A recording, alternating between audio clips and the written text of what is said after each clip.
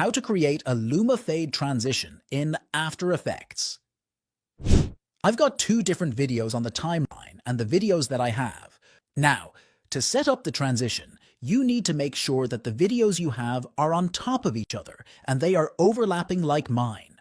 Then we are going to search for gradient wipe. Then add this effect to the video that is at the top.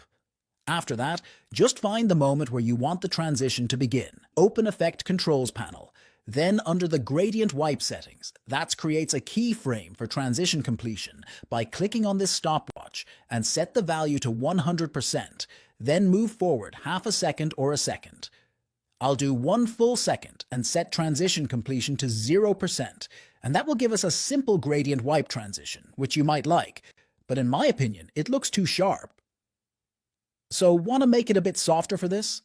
I'm going to move to the middle of the transition, so if we select the video and press a U on a keyboard to see the keyframes, it's actually select the keyframes and right-click any of them. Keyframe Assistant easily. You can press F9, there's the shortcut, and then while being in the middle of the keyframes in Effect Control panel, start increasing the transition softness to your liking.